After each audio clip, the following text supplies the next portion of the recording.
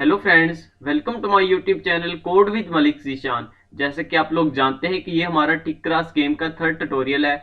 अगर आपने second tutorial नहीं देखा तो टॉप राइट कॉर्नर पे आपको आई बटन मिल जाएगा, वहां से जाके आप सेकंड लेक्चर देख लें। तो चलते हैं अपने थर्ड लेक्चर की तरफ। तो मैं आपको दिखा देता हूँ एग्जीक्यूट करके हमारा गेम जो है हमारी गांव तक पहुंची थी। तो हमारा सिनेरियो शो होता है गेम का और वो प्लेयर वन की टर्न आती है। फर्स्ट करते हैं प्लेयर वन 3 एंटर करता है तो 3 की जगह पर उसका साइन यानी कि जो एक्स है वो डिस्प्ले हो जाएगा और जो हमारा प्लेयर टू है उसका जो साइन है वो ओ है। ठीक है, तो मैं इसको कोड को थोड़ा सा जो है हमारा क्लोज करने की कोशिश करता हूँ। हमारा कोड बहुत लेंथी हो गया है तो मैं इसको यहाँ से कट करता हूँ। ये जो कोड है ये बार बार रिपीट हो रहा है डिस्प्ले करने वाला, तो मैं यहाँ पे एक डिस्प्ले का फंक्शन कॉल कर देता हूँ और यहाँ पे डिस्प्ले का फंक्शन बना लेता हूँ ऊपर इंट मेन फंक्शन से बाहर हमारा जो है। ठीक है, तो मैं यहाँ पे एक डिस्प्ले का फंक्शन बनाता हूँ और इस फंक्शन के अंदर मैं इसको जो डेटा मैंने कॉपी किया यहाँ पर पेस्ट कर देता हूँ। इसी तरह से ये वाला जो डेटा है हमने यहाँ पर भी यूज किया हुआ है, तो यहाँ पर भी मैं एक डिस्प्ले का फंक्शन बना देता हूँ और इसको यहाँ से कॉल कर देता हूँ। ठीक है, अभी ये जो हमारा डेटा है मैं इसको भी यहाँ से कट करता हूँ और कट करने के बाद मैं यहाँ पर एक फंक्शन बना लेता हूँ प्लेयर टर्न नाम से। ठीक है, प्लेयर और ये प्लेयर टर्न नाम से मैंने फंक्शन बनाया, इसको यहाँ से कॉल किया और मेन फंक्शन से बाहर मैं जाता हूँ और यहाँ पर मैं ये फंक्शन बना लेता हूँ वाइट प्लेयर टर्न। ये मैंने फंक्शन बना लिया यहाँ पर। ठीक है, तो इसके अंदर में ये जो मैंने कॉपी किया हुआ था यहाँ पर मैं पेस्ट कर देता हूँ। तो अब मैंने ये फंक्शन बना लिया है और मैं अगर आपको एग्जीक्यूट करके दिखाऊं तो ये कुछ एरर थ्रो करेगा और मैं आपको एरर दिखाता हूँ कि ये एरर एरर क्या देता है। तो एग्जीक्यूट किया तो वो कह रहा है board was not declared in this scope. ये जो हमने एरे बनाई थी बोर्ड, वो कह रहा है कि ये जो एरे है ये डिक्लेयर्ड ही नहीं है, लेकिन आपने यहाँ पर डिक्लेयर की हुई है। तो आपने एक बात याद रखनी है कि कोई भी चीज जो आप डिक्लेयर करते हो उसका जो स्कोप होता है वो जिस ब्रैकेट्स के अंदर डिक्लेयर होता है उसी ब्रैकेट्स के अंदर उसका स्कोप होता है। उस चीज को उन ब्रैकेट्स के अंदर यूज किया जा सकता है। कैसे? मतलब ये देखो, ये कैरेक्टर एरे हमने बनाई तो ये किस ब्रैकेट में बनाई? इस ब्रैकेट में बनाई। इसका स्कोप देखो, ये ब्रैकेट यहां से स्टार्ट हो रही है, हाईलाइट शो हो रही है और यहां पर एंड हो रही है। ठीक है, तो इसका ब्रैकेट का स्कोप इतना है। तो ये जो हमने कैरेक्टर अरे बनाई है इसका स्कोप बस इस ब्रैकेट्स के अंदर है, इससे बाहर इसको यूज नहीं किया जा सकता। तो मैं इसको यहां से कट करता हूं। अब हमने यूज इसको कहां करना है? इस फंक्शन के अंदर। मेरी मर्जी में इस फंक्शन के अंदर यहां पर इसको लिख दूं या फिर यहां पर ना लिखूं, तो ज्यादा बेस्ट ये है कि इसको मेन फंक्शन से बाहर यहां पर हेडर फाइल के बाद यहां पर डिक्लेयर कर दो। इसको बोलते हैं ग्लोबली डिक्लेयर। ठीक है, ग्लोबली डिक्लेयर करने का ये फायदा होता है कि इसको हमने इस फंक्शन में यूज करना है तो भी कर सकते हैं, इसके अलावा हमने इस फंक्शन में इसको यूज करना है तो भी कर सकते हैं। जहां पर जिस फंक्शन के अंदर भी या मेन फंक्शन के अंदर भी अगर हमें इस चीज को यूज करना है इस एरे को, तो हम अब इसको यूज कर सकते हैं क्योंकि हमने इसको ग्लोबली डिक्लेयर कर दिया है। अब अगर मैं एग्जीक्यूट करूं तो अब ये एरर थ्रो करेगा। तो अब इसने क्या एरर थ्रो किया है? इसने ये एरर थ्रो किया हुआ है कि choice was not declared in this scope. जो हमारा चॉइस है ये डिक्लेयर नहीं है। ठीक है, लेकिन हमने तो यहाँ पे इसको डिक्लेयर कर रखा है, तो सेम वही चीज कि इस ब्रैकेट के अंदर ही हम इसको जस्ट यूज कर सकते हैं। तो इसको भी मैं ग्लोबली डिक्लेयर कर देता हूँ। ठीक है, तो इसको भी मैंने ग्लोबली डिक्लेयर कर दिया। उसके बाद अभी मैं एग्जीक्यूट करता हूँ, आई होप सो कि ये एग्जीक्यूट हो जाएगा। अच्छा, वो अभी भी एरर दे रहा है कि choice was not declared in this scope. अभी क्यों दे रहा है? अभी तो हमने कर दिया। अच्छा, हमने चॉइस को इस ब्रैकेट के अंदर कर दिया तो इसको यहाँ पे ग्लोबली डिक्लेयर करना था, तो मैं इसको यहाँ पर कर देता हूँ। अभी इसको एग्जीक्यूट करते हैं तो अभी ये एग्जीक्यूट हो गया। ठीक है, तो अब देखो हमने 3 एंटर किया तो 3 आ गया। ठीक है, 3 की जगह पर x आ गया, तो अभी हमारा प्रोग्राम बिल्कुल ठीक है। तो हमने फंक्शन का यूज करते हुए अपने कोड को थोड़ा सा समेट लिया है, थोड़ा कम कर लिया है। अब हमारा जो मेन फंक्शन है वो जस्ट 3 लाइन तक पहुंच चुका है। ठीक है, अब हमें क्लियर समझ आ रही है सारे कोड की। तो अब हमने करना क्या है, मैं फिर से आपको एग्जीक्यूट करके दिखाता हूं। तो जब हमने कोई भी नंबर एंटर किया, फर्ज करते हैं 2, तो 2 की जगह पर x आ गया। ठीक है, लेकिन हमारा प्रोग्राम एग्जिट हो चुका है। अब हम क्या चाहते हैं कि जिस तरह से प्लेयर 1 की टर्न आई इसी तरह प्लेयर 2 की भी टर्न आए। ठीक है, नेक्स्ट प्लेयर 2 की टर्न आए, लेकिन हमने तो यहाँ पर सी आउट करवा रखा है। ये देखो, सी आउट करवाया प्लेयर 1 की टर्न, तो इस तरह से टर्न आ रही थी। अब हमें सी आउट नहीं करवाना पड़ेगा। देखो ना, सी आउट करवाएंगे तो वो तो एज इट इज स्क्रीन पर डिस्प्ले होगा। तो इसके लिए मैं क्या करता हूं, मैं यहाँ पे सबसे पहले तो एक वेरिएबल बना लेता हूँ, सॉरी कैरेक्टर टाइप का एक मैं वेरिएबल बनाता हूँ टर्न। ठीक है, टर्न वेरिएबल बनाया और उसके अंदर मैंने वैल्यू स्टोर करवा दी एक्स। अब मैंने ये इसके अंदर वैल्यू x स्टोर करवाई, तो मैं यहाँ पे क्या करता हूँ, यहाँ पर पहुंच जाता हूँ और यहाँ पर मैं कहता हूँ कि अगर इफ ये जो हमारे पास वेरिएबल है टर्न, इसकी वैल्यू आपके पास x हो, अगर आपके पास टर्न की वैल्यू x हो तो आपने क्या करना है, आपने स्क्रीन पर यही डिस्प्ले करवाना है जो कि पहले से डिस्प्ले हो चुका है कि सी आउट प्लेयर 1 की टर्न है, ठीक है। लेकिन अगर इसकी मतलब एक और कंडीशन में इफ के लगा देता हूं कि इफ ये जो हमारे पास टर्न है ये इक्वल टू हो आपके x के ना हो बल्कि o के हो इक्वल, ठीक है। तो फिर आपने क्या करवाना है, स्क्रीन पर मैं ब्रैकेट्स का यूज नहीं करता, ऐसे ही कर देता हूं। तो फिर आपने स्क्रीन पर सी आउट आपने करवा देना है।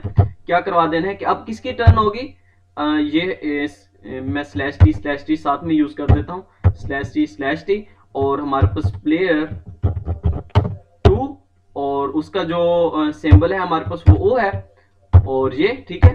तो उसके बाद मैं क्या कर देता हूँ, इसकी टर्न है, ठीक है, टर्न, ये टर्न हो गया, ठीक है। तो अभी मैं इसको ये कर देता हूँ, तो अभी मैं इसको एग्जीक्यूट करता हूँ तो ये क्या करेगा, अभी भी कुछ नहीं करेगा, ठीक है। तो अभी हम क्या करते हैं, ये हमने इफ स्टेटमेंट लगा दी, हमने इफ स्टेटमेंट लगा दी है कि अगर जो हमारे पास टर्न है इसकी वैल्यू x हो तो आपने क्या करना है, स्क्रीन पर x डिस्प्ले कर देना है, ठीक है। मतलब कि प्लेयर x जो हमारे पास फर्स्ट प्लेयर है उसकी आपने टर्न लगा देनी है। लेकिन अगर हमारे पास टर्न जो है वो o के इक्वल हो तो फिर आपने जो सेकंड प्लेयर है उसकी टर्न लगा देनी है, ठीक है। अब हम क्या करते हैं, ये तो हमने कर लिया, अभी हमने सी इन करवाया यूजर से चॉइस, यूजर जब चॉइस एंटर करेगा तो उस पर हम स्विच स्टेटमेंट लगाते हैं, ठीक है। हमारे पास कितने नंबर्स हैं, 9 नंबर्स हैं, तो इसके लिए हम 9 केस बना देते हैं। सबसे पहले मैं यहाँ पे लिखता हूँ केस 1, ठीक है, और इसका मैं लगा देता हूँ। अब देखो हमारे पास क्या चीज होती है, सबसे पहले रोज एंड कॉलम्स होते हैं, तो मैं यहाँ पे लगा देता हूँ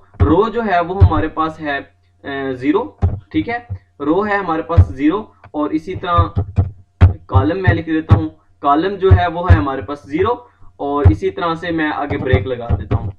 अब देखो ये रोज एंड कॉलम्स जो हैं ये एक वेरिएबल है, ये हमने ऊपर डिक्लेयर नहीं किया तो इसका भी एरर थ्रो कर देगा, तो इसको भी मैं यहाँ पे डिक्लेयर कर देता हूँ इंट रो एंड कॉलम, ये मैंने डिक्लेयर कर दिया। इसके बाद देखो ये मैंने एक केस बना लिया है, तो मैं इसको कॉपी कर लेता हूँ और यहाँ पर पेस्ट करता जाता हूँ 1 बाई 1। तो मैं इसको 9 टाइम पेस्ट कर दूंगा, 3 टाइम हो गया, 4 time and 5 time, 6 time, 7 time and 8 time, 9 time हो गया, ठीक है। तो यहाँ पर मैं इसको कर देता हूँ, मैं इसको पहले सेटिंग कर लेता हूँ थोड़ी, ठीक है, उसके बाद मैं आपको दिखा देता हूँ। तो इस तरह से ये मैंने सेटिंग कर ली है। अब ये केस 1 था, ये 2 हो गया, ये 3 हो गया, ये हो गया हमारे पास 4 और ये 5, 6 और 7 और ये हो गया मेरे पास 8 और ये 9, ठीक है। और ये 0 1 एंड 0 0 1 एंड 0 2, ठीक है। इसी तरह से ये हो जाएगा हमारे पास 1 और ये भी 1 और ये भी 1 और ये हो जाएगा हमारे पास 2। अभी मैं आपको बता देता हूँ कि ये क्या चीज़ है अगर आपको समझ नहीं आ रही तो। और ये भी 2 और 0 1 0 हो गया, 1 1 हो गया और ये 1 2 हो गया। इसी तरह 2 0 एंड 2 1 एंड 2 2। अब ये क्या चीज़ है कि ये देखो हमारे पास केस 1 जो होगा उसके अंदर होगा कि 0 रो मतलब 0 इंडेक्स वाली रो और 0 इंडेक्स वाला कॉलम। इसी तरह से सेकंड केस में होगा 0 रो वाली 0 इंडेक्स वाली रो एंड फर्स्ट इंडेक्स वाली कॉलम। इसी तरह 0 इंडेक्स वाली रो एंड सेकंड इंडेक्स वाली कॉलम। इसी तरह से रो 0 1 2 हो जाएगी और इसी तरह से 0 1 2 0 1 2 0 1 2, ठीक है। तो ये हमारे केस बन चुके हैं, 9 केसेस। कोई भी नंबर एंटर करेगा तो उसके लिए 9 केसेस होंगे और अगर इन 9 नंबर्स के अलावा कुछ एंटर करता है तो उसके लिए डिफॉल्ट केस होता है हमारे पास। तो मैं यहाँ पे डिफॉल्ट केस बना लेता हूँ, डिफॉल्ट, और डिफॉल्ट के अंदर मैं डिस्प्ले कर देता हूँ इनवैलिड, लिख देता हूँ कि आपका जो नंबर आपने एंटर किया है वो इनवैलिड है, ठीक है, इनवैलिड। और इसके बाद भी आपको पता है कि ब्रेक का यूज किया जाता है, तो ये मैंने इस तरह से यूज कर लिया। अब नेक्स्ट हमें क्या करना होगा, नेक्स्ट अब मैं ये कर देता हूँ कि इससे मैं केस से स्विच स्टेटमेंट से बाहर आ जाता हूँ और यहाँ पर मैं एक इफ स्टेटमेंट लगाता हूँ कि इफ हमारी ये जो टर्न है और ये टर्न इक्वल टू हो, फर्ज करते हैं x के, ठीक है। तो मैं यहाँ पे x लगा देता हूँ, x के हो तो फिर आपने क्या करना है, आपने जो हमारे पास बोर्ड है इसकी, ये जो हमारे पास बोर्ड है, ठीक है, इसका जो रो का इंडेक्स है और जो कॉलम का इंडेक्स है, ठीक है, रो और कॉलम का, रो और कॉलम का जो इंडेक्स है इसमें आपने वैल्यू स्टोर कर देनी है x, ठीक है। आपने इसमें वैल्यू स्टोर कर देनी है x, मैं कैपिटल X लिखता हूं, आपने ये स्टोर कर देनी है। और इसके अलावा जो नेक्स्ट टर्न होगी, टर्न में पहले कौन सी वैल्यू स्टोर थी, देखो टर्न में वैल्यू स्टोर थी x, जब x की बारी हो जाएगी तो नेक्स्ट टर्न हमारे पास होगी o, तो इसमें आपने स्टोर कर देना है o, ठीक है। तो इसमें आपने स्टोर कर देना है o। तो इस तरह से मैं इसको लिख देता हूं कि जब आप एक मतलब फिर से सुन लें कि if turn equal to x हो तो आपने बोर्ड की रो और कॉलम वाले इंडेक्स में क्या लिख देना है, x लिख देना है, ठीक है। इसी तरह से जो नेक्स्ट टर्न होगी वो हमारे पास o हो जाएगी। इसके अलावा मैं एल्स इफ यहाँ पे लगाता हूँ कि एल्स इफ लगाता हूँ मैं, और यहाँ पर मैं स्टेटमेंट लगा देता हूँ कि जो आपकी टर्न है वो अगर टर्न आपके पास हो o, ठीक है, तो फिर आपने क्या करना है, फिर आपने बोर्ड की रो और कॉलम का जो इंडेक्स है, रो एंड कॉलम, ठीक है, रो एंड कॉलम, और यहां पर आपने लिख देना है, क्या लिख देना है, ओ लिख देना है, क्योंकि हमारा ओ था टर्न, और जो हमारी नेक्स्ट टर्न होगी वो क्या होगी, एक्स। टर्न इक्वल टू लगा देता हूं मैं एक्स, ये मैंने लिख दिया, ठीक है। तो अगर आपका ये चीज हो तो आपने ये करना है, और ये हो तो ये करना है। अभी मैं इसको एग्जीक्यूट करके आपको दिखा देता हूं कि ये हमारा क्या करेगा। तो ये हमारा जब हम इसको एग्जीक्यूट करते हैं तो इसने तो इतने ज्यादा एरर थ्रो कर दिए, सॉरी, ये तो हमने मिस्टेक कर दी, हमने रो का 0 इंडेक्स नहीं था लिखना, हमने लिखना था row equal to 0 and column equal to 0, ठीक है। इसी तरह से हमने ये चेंज करना था। तो ये सारे मैं चेंज कर लेता हूँ, फिर आपको मैं दिखा देता हूँ। तो अभी मैंने इन सबको सेट कर दिया है और मैं इसको एग्जीक्यूट करके आपको दिखा देता हूँ। तो एग्जीक्यूट किया और वो प्लेयर 1 की टर्न है, तो मैं 2 एंटर करता हूँ तो वो जो है ना आ गया, ठीक है, 2 की जगह पर x आ चुका है, ठीक है। तो पहले क्या होता था, पहले डायरेक्ट हमने जो कुछ भी करना था तो प्लेयर 1 की ही टर्न आनी थी, ठीक है, प्लेयर 2 की टर्न आनी ही नहीं थी। तो अब हमने क्या किया है, इफ स्टेटमेंट लगा के प्लेयर 1 और प्लेयर 2 की टर्न दोनों की आएगी। लेकिन आपने देखा जब हमने एग्जीक्यूट किया, आपने 2 एंटर किया तो 2 की जगह पर x आ चुका, लेकिन प्लेयर 2 की टर्न नहीं आई, ठीक है। प्लेयर 2 की टर्न आ चुकी है लेकिन हमारा प्रोग्राम एग्जिट हो रहा है, ठीक है। तो इसके लिए हम क्या करेंगे, हम चाहते हैं कि हमारा प्रोग्राम चलता रहे, तो उसके लिए मैं यहाँ पे व्हाइल लूप लगा देता हूँ, व्हाइल लूप लगाता हूँ और इसके अंदर कंडीशन में लगा देता हूँ ट्रू। तो ट्रू का क्या मतलब होता है कि प्रोग्राम हमेशा से ट्रू ही हो और हमेशा चलता रहे, रुके ही ना, ठीक है। तो मैं इसको यहाँ से कट करता हूँ और इसको यहाँ पर लगा देता हूँ मैं, तो अभी हमारा प्रोग्राम चलता रहेगा। मैं इसको एग्जीक्यूट करता हूँ तो अब देखो प्लेयर 1 की टर्न आई, उसने 2 एंटर किया तो 2 आ गया x, ठीक है, 2 की जगह पर x आ गया। और नीचे देखो किसकी टर्न आ रही है, प्लेयर 2 की टर्न आ रही है। अब इसने 3 एंटर किया तो उस 3 की जगह पर o आ चुका है, ठीक है। अभी प्लेयर 1 की अगेन से टर्न आ चुकी है, ठीक है, उसने 1 एंटर किया तो 1 की जगह पर x आ चुका है, ठीक है। लेकिन अभी इसमें एक एरर आ रहा है, वो एरर क्या आ रहा है, अब देखो मैं आपको फिर से एग्जीक्यूट करता हूं और फिर से दिखा देता हूं कि जब हमने इसको एग्जीक्यूट किया, अब प्लेयर 1 की टर्न है, अब उसने 1 एंटर किया तो 1 की जगह पर x आ रहा है, ठीक है। अगर प्लेयर 2 की टर्न आ रही है, अब देखो प्लेयर 2 की टर्न आई, उसने भी 1 एंटर किया तो अब क्या हुआ, अब x जहां पे था अब वहां पर o आ चुका है। तो अब देखो ऐसा गेम में थोड़ी ना होता है, आपने मोबाइल में गेम खेलते हैं तो जब एक नंबर एक प्लेयर ने सिलेक्ट कर लिया, अब जो फर्स्ट प्लेयर था उसने 1 नंबर सिलेक्ट कर लिया, तो जो सेकंड प्लेयर आएगा वो 1 को सिलेक्ट नहीं कर सकता, बट यहाँ पर जो सिलेक्टेड नंबर होता है वो अगेन सिलेक्ट हो जाता है। तो इस चीज को खत्म करने के लिए हमने जो यहाँ पर स्टेटमेंट लगाई थी, स्टेटमेंट, हम यहाँ पर क्या करते हैं, एंड लगाते हैं। मतलब पहले हमने सिर्फ ये बोला था कि if turn equal to X के, बट अब हम साथ में कुछ और ऐड कर देते हैं कि टर्न इक्वल टू एक्स के हो, और इसके अलावा हम कुछ इसमें ऐड करते हैं, हम इसमें ये स्टेटमेंट ऐड कर देते हैं कि देखो टर्न जो है वो x के इक्वल है, और दूसरी बात कि जो हमारा बोर्ड एरे है, ठीक है, बोर्ड जो हमारी एरे है उसका जो रो इंडेक्स है और उसका कॉलम जो इंडेक्स है, ठीक है, उसका रो इंडेक्स और उसके कॉलम इंडेक्स है वो जो है नॉट इक्वल टू हो x के। और इसी तरह से हम o के लिए भी कर लेते हैं। तो मैं इसको कॉपी करता हूं और यहाँ पर मैं एंड लगाता हूं, सॉरी, मैं यहाँ पर लगाता हूं एंड, ठीक है। आपको पता है कि प्रोग्रामिंग में 1 टाइम एंड नहीं लिखा जाता, 2 टाइम लिखा जाता है। तो मैं यहाँ पे इसको पेस्ट करता हूँ और यहाँ पर मैं x को o बना देता हूँ, ठीक है।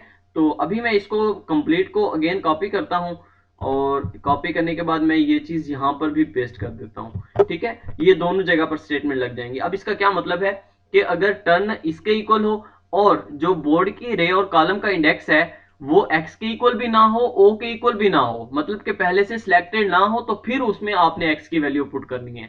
इसी तरह से यहां पर भी अगर वो पहले से सिलेक्टेड ना हो, उस पर x भी ना हो और o भी ना हो, पहले से सिलेक्टेड ना हो, तो फिर आपने वहां पर o लगाना है। ठीक है, तो ये हम जब इसको एग्जीक्यूट करते हैं तो अब इंशाल्लाह हमारा जो प्रोग्राम है वो सही से वर्क करेगा। अब मैंने 2 एंटर किया और 2 की जगह पर x आ गया। अभी मैं o की बारी है, मैं इसके लिए भी 2 एंटर करता हूं, तो अभी देखो अभी x ही रहा, अभी o नहीं हुआ। ठीक है, तो इसको मैं ज्यादा बेस्ट कर देता हूं। तो यहां पर हमने टर्न x कर दी और इसी के साथ साथ ही मैं इससे बाहर आता हूं। तो यहां पर मैं एक एल्स स्टेटमेंट लगा देता हूं। देखो ना, हमने बोला कि अगर इफ लगाई ना, अगर ये चीज ऐसे हो तो आपने x डिस्प्ले करना है, या फिर x ना हो, अगर ये फिर ऐसे हो तो फिर आपने o डिस्प्ले करना है। इस दोनों स्टेटमेंट से अलावा जो स्टेटमेंट होगी उसको हमने एल्स में रख दिया। ठीक है, मैंने एल्स की स्टेटमेंट लगाई, मतलब कि आपने देखो हमने जैसे अभी नंबर एंटर किया था, पहले से सिलेक्टेड था, हमने फिर से उसको सिलेक्ट कर लिया, तो ऐसी स्टेटमेंट एल्स में आ जाएगी। और यहां पर हम डिस्प्ले कर देते हैं इनवैलिड, इनवैलिड चॉइस, और चॉइस लिखा देते हैं और हम पे स्लैश एन लगाता हूं मैं, और मैं यहां पे लिख देता हूं please select an other number. ठीक है, तो ये जहां पर मैं लगा देता हूं। तो अभी मैं एग्जीक्यूट करता हूं, तो अब हम सॉरी मैं यहाँ पे नीचे फिर कॉल भी करना पड़ेगा मुझे, तो मैं इसको यहाँ पर कॉल भी कर देता हूं। मैं इसको जस्ट कट करता हूं और प्लेयर टर्न नाम का जो हमारा फंक्शन है वो मैं यहाँ पर कॉल भी अगेन कर देता हूँ। ठीक है, प्लेयर टर्न नाम का फंक्शन, क्योंकि अगेन से देखो ना, पहले तो उसने गलत नंबर एंटर कर दिया था, अब उसने सही नंबर एंटर करना है। हमने उसको बोला है कि आपकी इनवैलिड चॉइस है, तो आपने उसने सही नंबर जो चूज करना है, तो उसके लिए फिर से उसको इनपुट देनी पड़ेगी। तो उसके लिए हमने प्लेयर टर्न का जो फंक्शन है वो अगेन से कॉल कर दिया।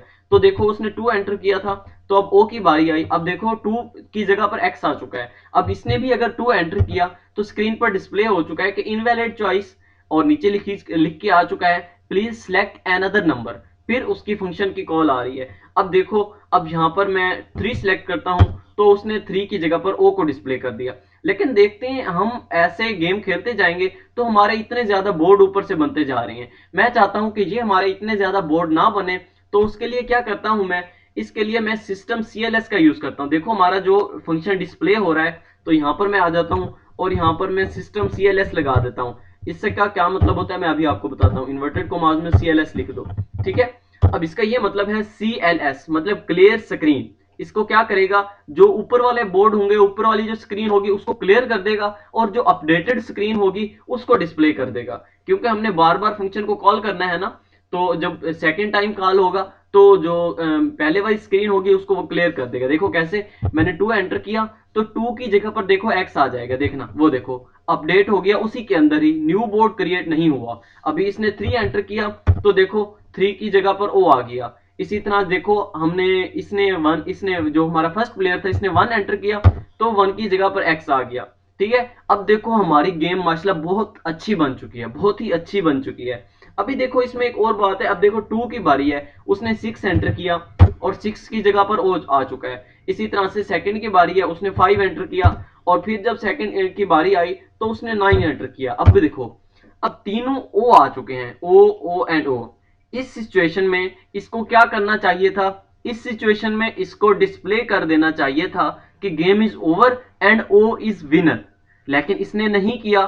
तो हमारी गेम में बस इतनी सी बात बाकी रह चुकी है, हमारी गेम कंप्लीट हो चुकी है। जस्ट इतनी सी बात बाकी है कि हमने स्क्रीन पर डिस्प्ले करना है। जब हमारी गेम कंप्लीट हो जाए तो उसके लिए हमें गेम ओवर डिस्प्ले करना है और हमने अपनी गेम को गेम ओवर करना है। ठीक है, तो इसके लिए हमें एक गेम ओवर का और फंक्शन बनाना पड़ेगा और उसमें हमें कोडिंग करनी पड़ेगी। तो ये हमारे जो नेक्स्ट हमारा लेक्चर होगा वो हमारा इस गेम का लास्ट लेक्चर होगा, और उस गेम में मैं आपको तरीका सिखाऊंगा कि किस तरह से आपने गेम ओवर करना है।